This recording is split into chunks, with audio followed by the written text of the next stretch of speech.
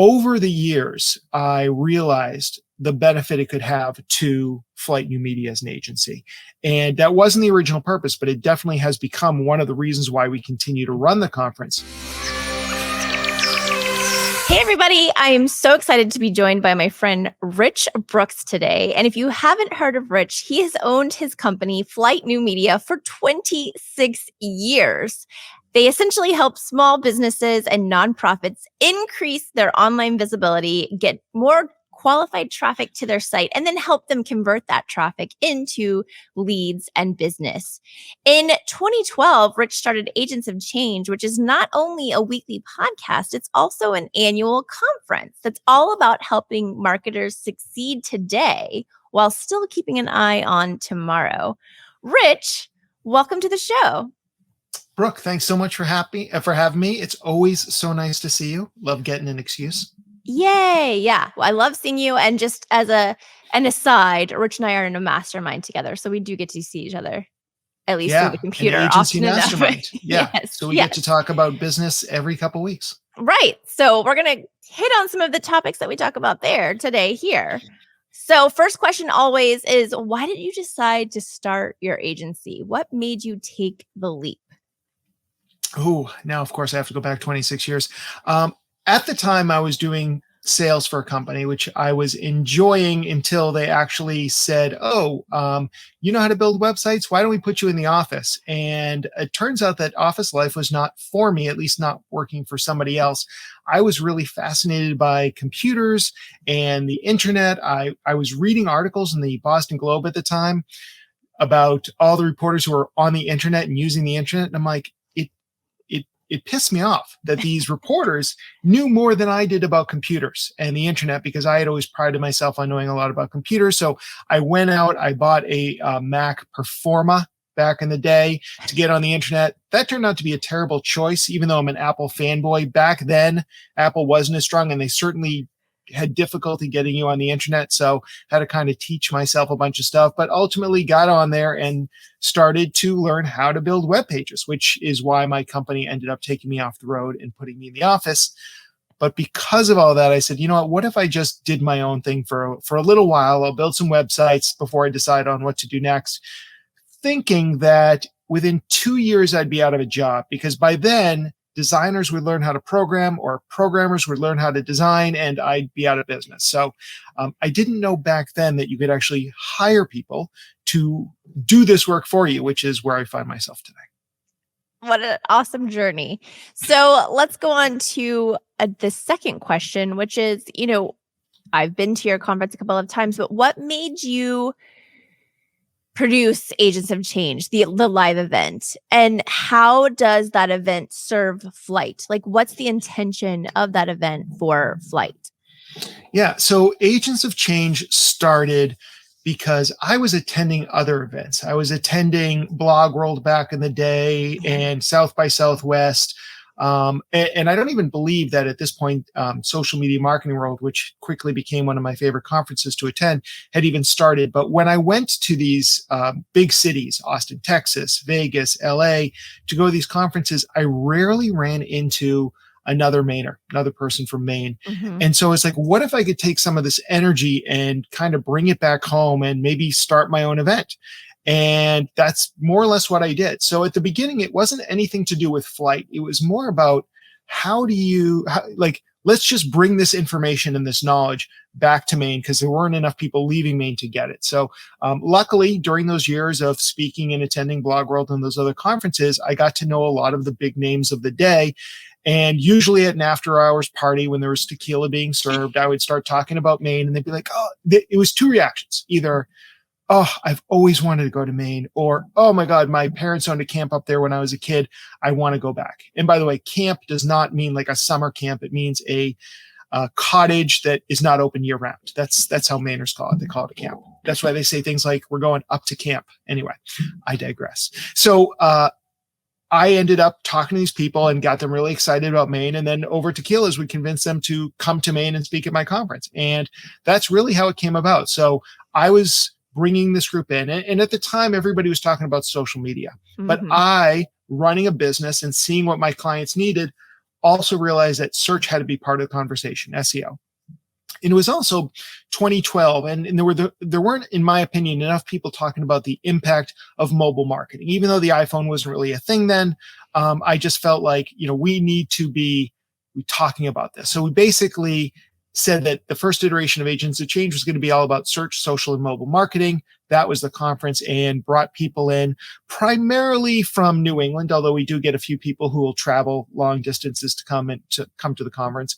And it went strong for 8 years. We took COVID off. We're coming back this year. Over the years, I realized the benefit it could have to Flyte New Media as an agency. And that wasn't the original purpose, but it definitely has become one of the reasons why we continue to run the conference.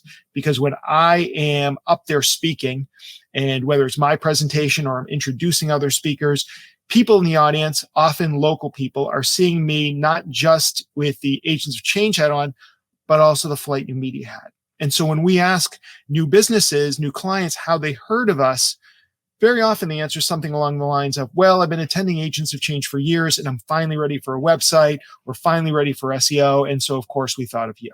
So it has been a great tool for generating leads and awareness, and has got us into boardrooms and offices that we never would have gotten into otherwise. So it sounds like it was almost like community led at first. Like you wanted to serve the community of Portland and thereby Maine by bringing some of these marketing geniuses to the state. And then it kind of turned into, a business objective for Flyte. So can you expand a little bit on as that progressed into a business objective for Flyte? What does that look like now that you've kind of okay, we've done it, we've been doing it for a while, and now we want to achieve these things? Well, first of all, I think you're making me out to be a much kinder hearted and selfless person than I actually am. I was like, let's bring all those people here so I can throw a big party and be the center of attention.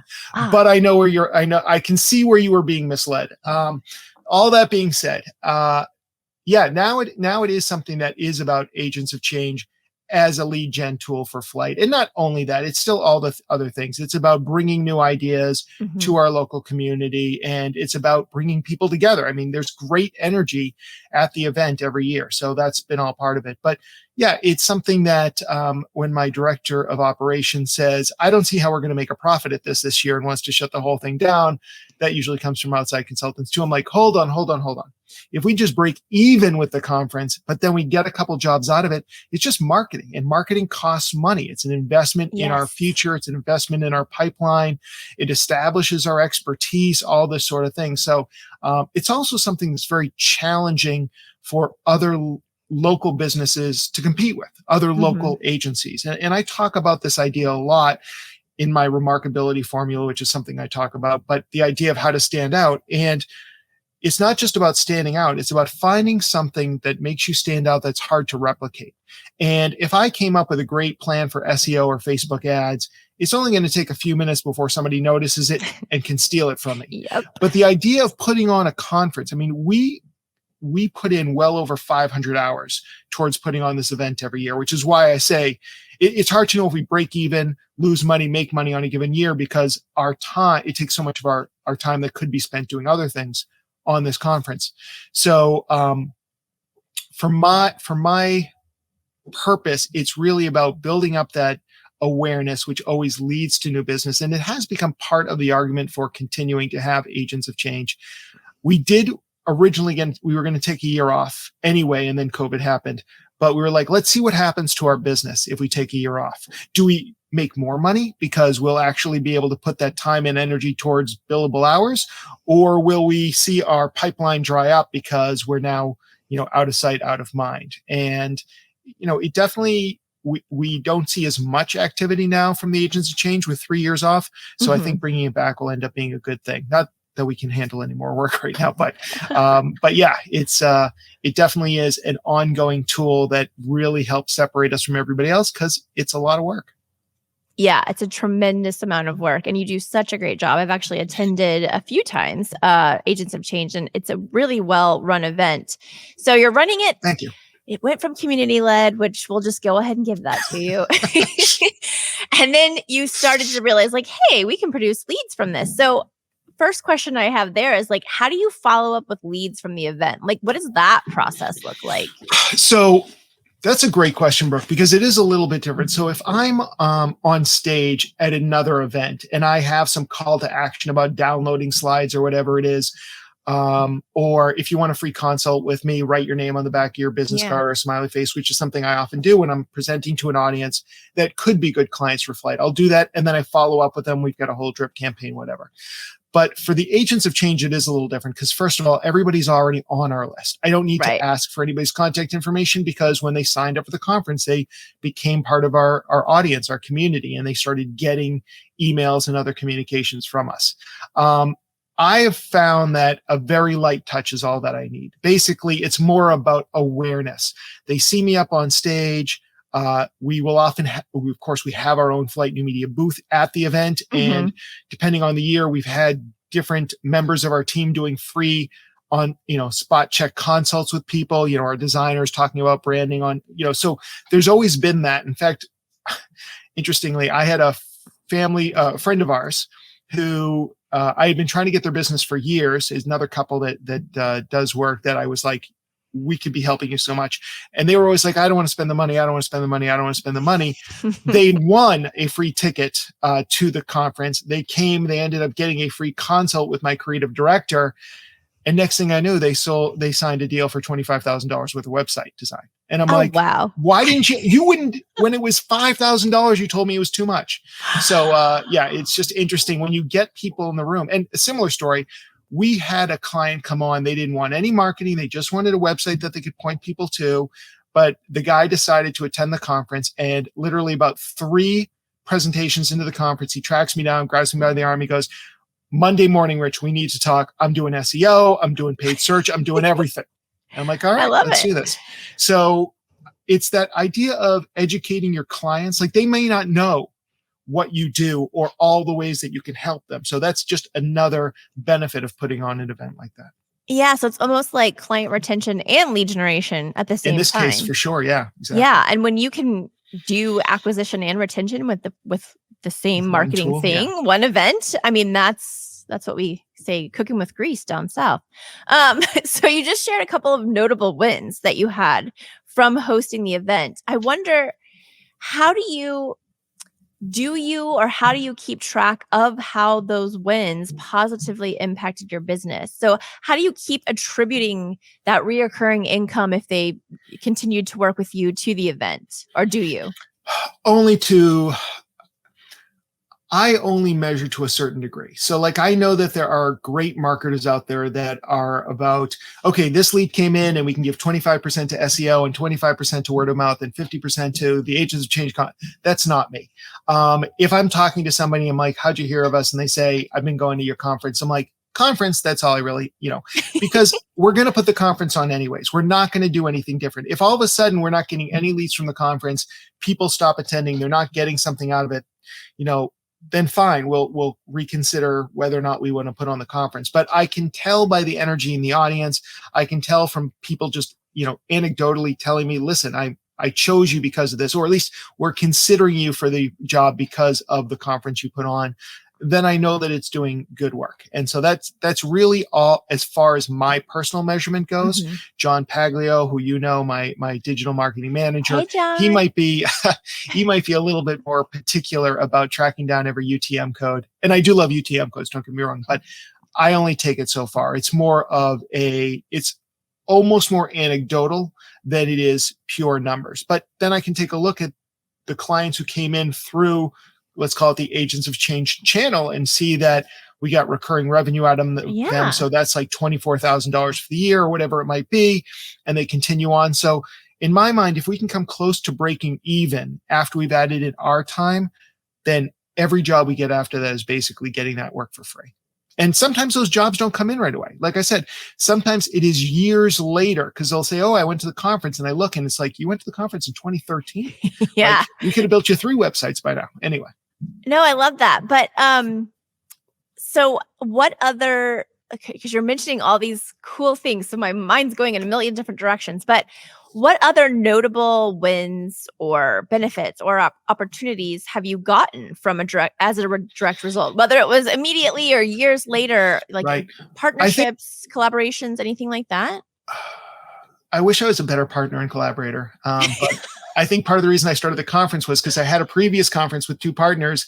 And after 3 years, the band broke up. And I think a small part of that, or maybe a not so small part of that, was the fact that I was doing what I felt was a lot of the work and Yes. not being able to make the final decision. As Oof. an example, after we had a huge mishap in year 2 of the previous conference, where there was no breakfast being served. When I literally sent an email, don't eat breakfast. We got breakfast for you. And 400 hungry people show up. And how are they going to survive until lunch? I ended No. up scrambling around talking, got everything. I mean, it was not a great breakfast. There were ginormous bowls of yogurt and a few breakfast bars to get people through to lunch. But I was completely stressed. And that was right before I took the stage. So I said, next year, we really need an event planner. And my partner's like, we shouldn't spend the money. I'm like, you showed up after this all went down. That Yeah. was kind of like, I'm like, and this is how I run my company, as benevolent dictator. Like, I listen to every idea. I want to hear what people have to say. You're all smarter than me. But at the end of the day, I'm going to make that final decision on what feels right to me. So that's part of the reason why I run the conference kind of like the way I do. But in terms of other benefits, I mean, partially, and one reason I did start it was just the idea of being up on stage, right? And I do like being up on stage. It's my favorite way to share information. So there's that energy that comes from that. There's also benefits of making connections with other speakers, other presenters, other thought leaders. So there's the idea of, if I'm getting photos taken of me and John Lee Dumas or Amy Porterfield, both who have spoken at my conference in years past, that just kind of helps my overall visibility anyway. So these are ways that I can connect with some of the thought leaders and build relationships with some of them as well, which often come back to help me down the road. Sometimes it might be that they ask me to speak at their event. Sometimes it might be that we coordinate and do something together. So there's just a lot of those kind of networking benefits too. Yeah, definitely. I mean, gosh, I feel like you and I met at an event Yeah, well, we first. met, right. I think we knew of each other, but it Yes. was when you were stalking me at the baggage claim at Social Media Yes. Marketing World. It was It's like social when you media first came marketing in. Yeah, world. Look at social media marketing. It's always bringing people together. absolutely. So we talked about, kind of some of the, how you measure and how you don't measure, but what about for your team? Do you give them any sort of marketing objectives as the event comes up? I know you're planning this year's event. So what goes out to the team as far as marketing objectives, or do you track any specific metrics? Do you use any special tools that are like event specific or anything like that? God, you make me feel like there's so much more I could be doing. How are we? 500 hours. I'll need 1,000. No. No, well, first of all, so we're in an interesting year where we did take 3 years off, and we've had a lot of new hires that started during or after COVID. Mhm. So half of my team has never been to an Agents of Change. Oh, So wow. right Okay. now, this year, I'm just like excited to bring them into the fold and have them be part of it. We have talked about some ideas of, are we going to have somebody manning the table who will be doing free consults and stuff like that? So that's part of what we're doing. My number one goal is right now, my number one metric is sellout. Mhm. We're in a new space this year. It's a little bit smaller because we wanted to kind of hedge our bets about whether people would be ready for an in-person event. And so where we used to be in a place that could hold up to 500 people, and usually we brought in 300 to 400 people, this year we're in a space that's between 200 to 250 people. And that just felt a lot more manageable for our first year back in a while. So my number one goal, fill the seats, because it's all about the energy in the room. And if we had 250 people in the new space, which is this great event space called Aura in town, that'll feel so energetic. But if I only got the same number of people at USM and Hannaford Hall, where we used to have the event, which is a great space also, it would feel empty and there'd just be no energy. So Right. that's the whole thing. If we get 200 to 250 people in there, it's going to feel great. There's going to be great energy. I'm not worried about the quality of the presenters. I know they're all fantastic. The topics are great. I'm not worried about any of that. Once you hit that magic number, for us, it'll be, I would say 225 will be really what I'm shooting for. Then I know everything else will take care of itself. So besides filling seats, like I'm just digging into your brain here. But besides filling seats, like what's next? You can't Yeah. just stop there, don't you? We're business owners. We don't just Right. stop at the first goal. So I know you No. have like something Well, beyond that.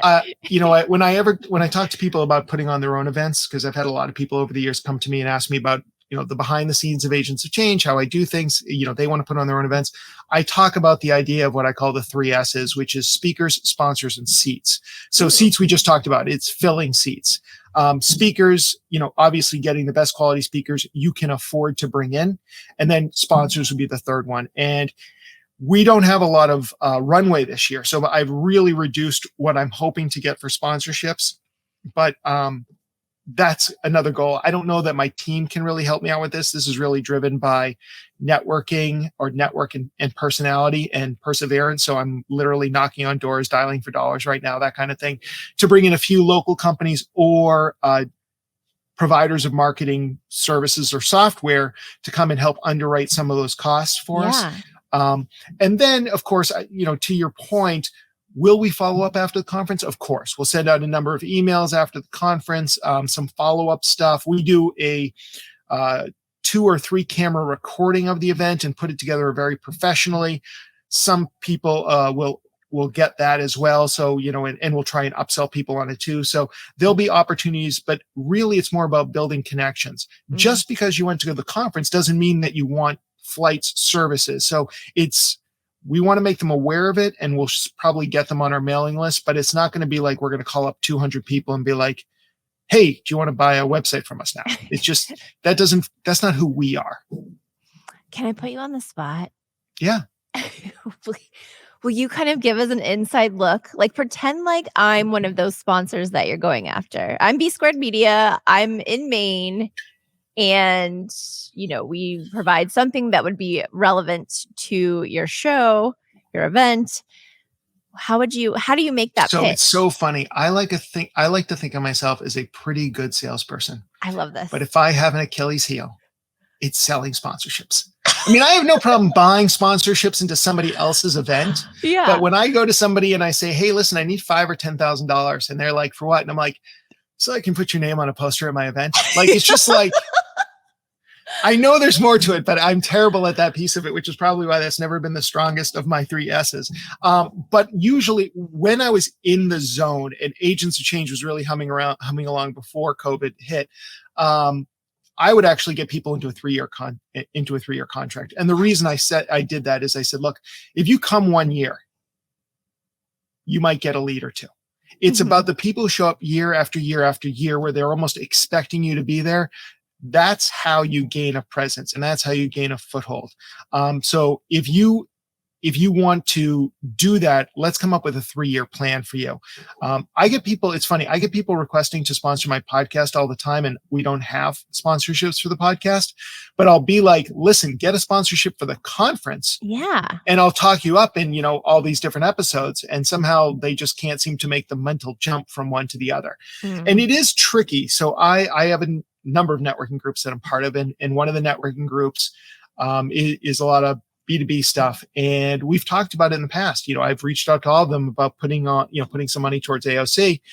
And a lot of them, it's just like, but your audience isn't our audience. Like, you're talking to marketers and maybe, business owners they're interested in, but they would probably rather go and sponsor an event put on by the chamber specifically for that. So for us in the past, it's been like, companies that provide email marketing services are a good fit. Companies that do social media marketing software are a good fit. Or like local banks and stuff. People who just want some visibility and things like that. Yeah. But in part because of the short runway this year, it's looking like a lot of media trades, like the local business magazine, the local newspaper, and we're just doing some trading and stuff like that.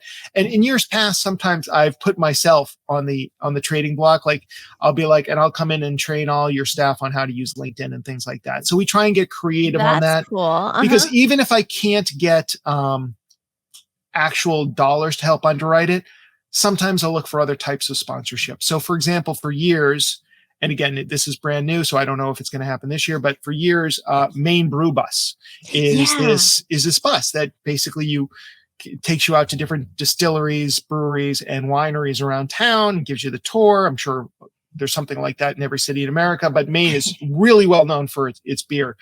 And so we did a deal with them where basically we gave away their swag. They became a sponsor. Not only did they give all of our speakers a free tour of some of the local breweries, and the speakers who go on it always love it. They say it's such a great event, but they also act as our taxi between the hotel and the event itself. So they all, like in the morning, all the speakers get up, go downstairs, they get on the brew bus, and the brew bus brings them over to the conference. So things like that. Or, we've had in years past, we've had a liquor sponsor who's a friend of mine, and he basically puts— Is that Split Rock? Split Rock Distilling, right? Yes, So they them. put together different drinks. We came up with some themed cocktails like the hashtag highball and stuff like that. That was great. I remember that. And so and they gave us a lot of swag. So things like that. We try and find those kind of partnerships. This year, we won't be able to do a deal with them because the event space that we're in is a bar. They've got their own rules and regulations, but maybe we can do something. They also have a syrup company for mixing syrup. So maybe we'll do that. So in years past, I've both attended and been a speaker. You had those little, and they're delicious. Those little those little bottles that you put in the speaker bag. Yes. Those syrups. Yeah, those little syrups, right? Oh man, good times. Good Okay. times. So it sounds like you have a lot of different ways to view partnerships, which I love, right? Because it's not always about money. I do a lot of nonprofit work, and we say there's the 3 T's, right? You can give your time, you can give your talent, or you can give your treasure, your money. And so it sounds like some of the trades that you've made with these sponsors has been, your time and your talent, quite honestly. Yeah, it can be. I mean, if somebody's listening to this and they're in a place where maybe they're in a place in the country or the world where they're like, I could be doing this. No one else in my area is doing this. I'm going to be the first. Even if you can't get somebody to donate $1,000, $5,000, $10,000 for a sponsorship, there are ways that you can bring down your costs. And I've seen other conferences that tend to be that more regional, smaller conferences doing things like the food is either free or discounted from a local vendor who then gets to become a sponsor and gets to attend things like that. So there's always those opportunities as well. And, it takes time, and you may wonder, is it worth it? But you're also building relationships with local businesses. And if that's important to your agency, that can be very beneficial as well. And these aren't necessarily clients of ours. In fact, some of them may be working with competitors of ours, but it's fine. Like, they don't have to come work with Flyte. Let's start a relationship. And I think that kind of raises your prestige and your value in the community anyway. And it's just an opportunity for you to be making connections and helping out other businesses. And that's always good for your own business. I love that. Yeah, I think that's a stellar approach, because even if they're not sponsoring, they're still kind of seeing you. You're still top of mind. They're still seeing you as a thought leader. So speaking of, the new event and kind of figuring out, what's what money-wise, are you looking at this year, since you're coming back after a 3-year hiatus, are you looking at this year a little more? Are you scrutinizing things a little bit more to understand where overall cost and ROI are associated with the event? How do you plan to implement, I guess, first, maximize ROI for this event besides butts and seats? Or is it just butts and seats? For me, it's mostly butts and seats, quite honestly, because I think everything else comes from that. Now, you talk to my director of operations, she has a very different view of the bottom line and ROI, and we have very energetic discussions about what our time is worth when we put them into this event. But if I go back, and like I said, we had this outside business consultant or business team for years was like, I don't think agents of change is worth it. I don't see the value. I don't, it's like, it's costing you money every year. And I'm like, I just disagree. I just fundamentally disagree. And another person, a friend of ours who puts on events, and I asked him about the ROI, and he goes, who cares about the ROI? It's marketing. I'm not trying to make money on this event. If I lose money, that's fine too. It's but I'm getting in front of these people, and it just kind of, it's all part of his approach. And I like that approach. I mean, I would like to make money on the conference, or at least make sure that we always cover our expenses outside of worker hours or opportunity costs. That's always the kind of murky bucket that you sometimes struggle. Do we bill out at our full rate? Do we give ourselves a discounted rate? Because if we bill out our full rate, we're down $10,000. But then on the other hand, well, we just made all this money from agents of change. So it's like, Right. it's, do I put my money in one pocket or the other? So I try not to worry about that, because I also like putting on events. Like, if you don't like putting on events, this is not how you should do it, right? Like, find another area of remarkability, find another way to win business. But if you enjoy this, and if you are like me and you love being on stage and you love the energy of bringing people together who are pushing for a common cause, even if they compete with each other, then yeah, events are well worth it. And it is a ton of work. And usually about with the 2 or 3 weeks leading up, I am miserable. And then as soon as that last speaker steps off stage, I am like, I cannot wait until next year. Like, it's just like that, immediately forgetting about all the pain and agony and just that enjoyment. And when you put on a good event, that the intrinsic value you get from that, aside of whether you were profitable or not, whether you got leads or not, it's this great feeling. And when you put on a good event, people take notice of that. And they're very complimentary. And people come up to me all the time. For 3 years, people were like, are you bringing back the Agents of Change this year? And I was like, well, I definitely think we've got a core audience here. Yeah. And now it's just a matter of, can we move past that core audience to bring in some new people to make sure that we fill those seats? So, okay, we know that ROI is different for every person, and for you, not necessarily money, right? Is a success or a win for you. So when it comes to events, when it comes to events, bills, yes, right. I still have bills to pay. I've got dreams. I want a lake house. I need to pay all my employees a good wage. Like, I want to make money. Don't get me wrong. I am a capitalist, but I'm just saying that this in and of itself, I can view as something where let's just not lose money at this, and it's going to be successful. Got it. Okay. So let's talk about the cost of the events, because you're saying like, hey, if I break even, it's fine. Is there anything shocking or surprising about the cost of things, or like what kind of tip or warning would you give to another agency owner who's thinking about stepping into events? Yeah. So your big events are going to be the event space itself. So if you happen to have office space, and here's the other piece of advice I love giving people is you can start small. You do not have to go for a 400 or 4,000 person event. You can go with getting 12 people in a room that you get for free at the Chamber of Commerce, and that could be the most successful event possible. Like, it's not about the size of the event, it's about the audience and what you're looking to accomplish. That being said, if you did want to put on something with 50 or 100 or 500 people in it, you are going to have to rent a space. You are going to have to bring in food, unless you're really going to plan around it. And food is its own nightmare, because invariably somebody's going to be like, so the only vegan option is salad? There's always going to be those people. I've had people come up to me and say, you call yourself an agent of change, but I see you're still serving soda with lunch. And I'm like, I'm not an anti-sugar conference. I'm literally a marketing conference. Like, why are you in my face about this? Also, Brooke needs her Diet Coke. Right. So like, you're never going to make everybody happy when it comes to food. That's one thing I've realized. It's always the number one thing people are going to complain about or rave about. Really? But food, oh yeah. Food costs money. There's no two ways about it. Yeah, the food's expensive. An open bar costs money. We don't have an open bar, but we do have one or two drink tickets per person, because I like to give people a reason to stick around and network. Yeah. Bringing in speakers can be expensive. It depends on whether you're paying them. And I know I've had some speakers over the years who do require payment. And even though they've given me sweetheart deals, it still is a huge impact on whether or not we can be profitable that year. And it's interesting because nobody who comes to the conference knows any of the people I'm so excited about bringing in. I remember bringing in Jay Bear. And the only person who knew it was one other guy who was really into marketing, and everybody else was like, he's really good. You should try and get him again. I'm like, okay, I'll make a note of that. I was there that year, by the way. Yeah. Obviously, Jay's fantastic. One of the best speakers around today in marketing. But yeah, so, and then are you going to fly the speakers in? Are you going to put them up? Are you going to take, in Maine, I have to take them out to a lobster dinner, right? That's a no-brainer. Yes. A lot of them had never had lobster, gone to a lobster shack. So we have to do things like that. So there's just those kind of expenses. Then you also want to treat your speakers as well as possible. You want to have them have a good feeling about it. So we always try and put together a nice speaker gift bag filled with local treats and from local companies and things like that. So those actually come through barter, most of them, but there are things that we have to It's just part of the bottom line. And then advertising.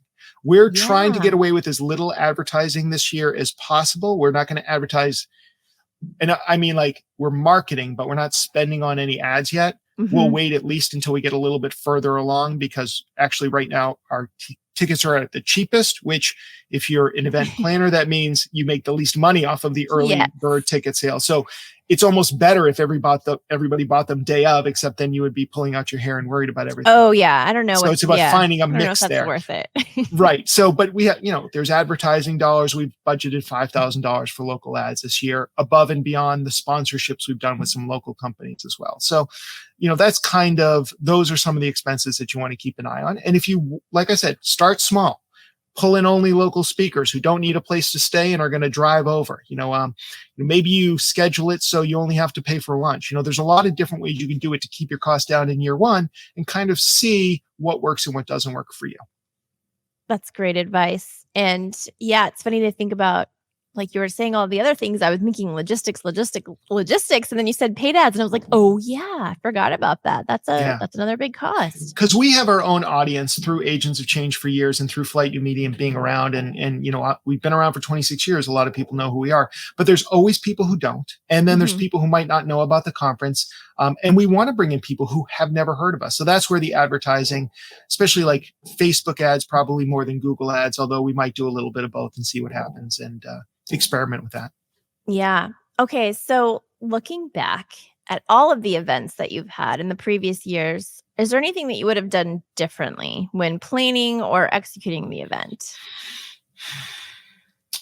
I'm sure there must be 1,000 different things that I would do differently, but I feel like at this point we're really honed it in. I mean, when we made up a whole bunch of posters for year one and we put the year on it, and then from then on in, all of our promotional posters that we use every year said 2012. So that was kind of annoying. Like, it was just like I didn't really think about that sort of stuff. We put a lot of time and energy into the branding of Agents of Change before we released it to the public, and we just went through a rebrand, which you can see at our website, theagentsofchange.com, because it started off with just 3 agents, and then we added 3 new agents when we rebooted, including AI, blockchain, and neuro for neuromarketing.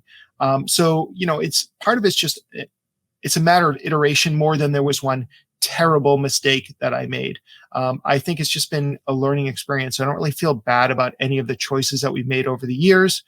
I did learn that when you have everybody trying to eat lunch at once, buffet tables are terrible for 400 people, and always have a box lunch. That's one thing I've learned. Yes. And always have water as a choice for the retired nurses who yell at you because you're serving soda with the meal, so you can give them a choice. Yes. Those are things. And then just trying to manage expectations as much as possible, because, there's always going to be somebody cranky. There's always going to be something that goes bad.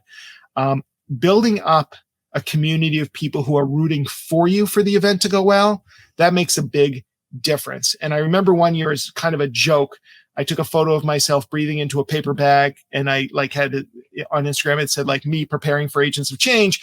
And one of the guys in our community was like, Rich, we're all on your side. We're all rooting for you. And I know we all know you're going to rock it. Right. And I was like, that was not what I was trying to accomplish there, but man, did that make me feel good going into it. So. Oh, that's amazing. I love that. So, okay. Last hard question. Not that they're hard, but if you could give one piece of advice to someone who is an agency owner like yourself looking to plan a live event, one piece of like solid advice, what would it be? Well, I already said it, so I'll try and come up with another one. The biggest one is, don't feel like you have to start too large. Like, really start small. My first event was me and another marketer, and we literally rented the Chamber of Commerce. Or maybe it is free for me now. I don't know if it was free back then, and just invited people, put up a couple posters and filled the room. And that was great. It was successful for what it was. Like, you don't have to go big. I would say that just understand what your ultimate goals are. That would be the other big piece of advice. So are you looking to make money on the event? Are you looking at it as a lead generation tool? Like, you want to get leads from it? And make sure that all the decisions that you make are based on that. And I'll give you one other piece of advice. create as much of an event feel as you possibly can. We go to a lot of lunch and learns, we go to a lot of events. I'm thinking of things like Social Media Marketing World, where Michael and Phil have really gone out of their way to create a vibe for the event. And admittedly, I haven't been in a few years, but when I went, like, the networking was off the hook. They put a lot of energy into that. And although I never liked high-fiving strangers, like, they had the guy at the top of the Yes.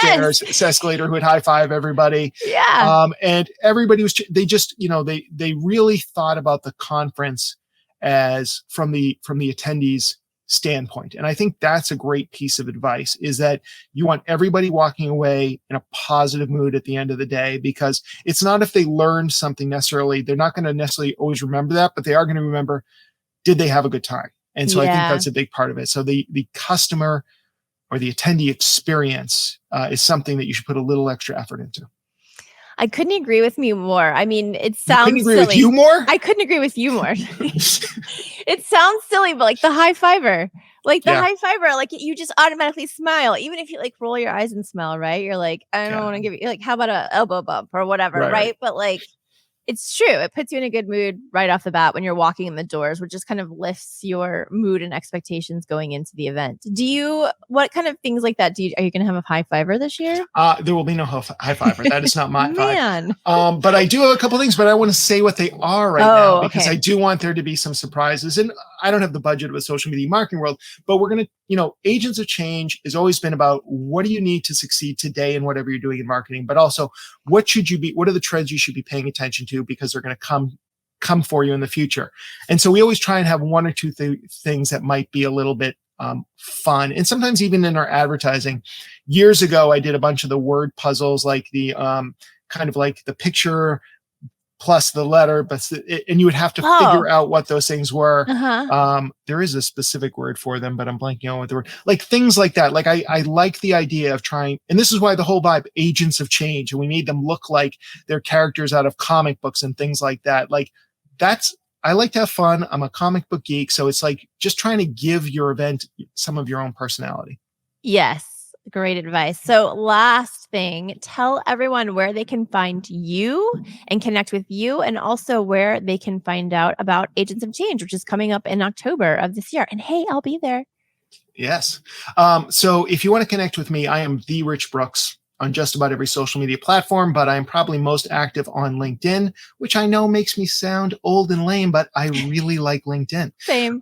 And then if you are interested in coming to the conference, listen, you probably all want to go to come to Maine, because either you've always wanted to go or your parents owned a camp there at some point. You should come. October 4th, and then we've got deep dive workshops on the 5th. You can learn all about it at theagentsofchange.com. And if you can't make it for some reason, I know there are conflicts, we are going to have a digital pass, so you'll be able to watch in your pajamas from your home or office. Always such a lovely option. Well, Rich, you've been extremely open and honest about your event, and I'm sure that the people watching and listening are going to pick up a ton of information and probably reach out to you for either a trip to Maine, some Maine beer, or just figure out how they can visit you at Agents of Change. I would encourage you to visit Maine that time of year too. Beginning of October is like, leaves are changing. Oh, it's so beautiful. So definitely consider the trip. It's well worth it. Thanks again, and we'll talk to everybody next time.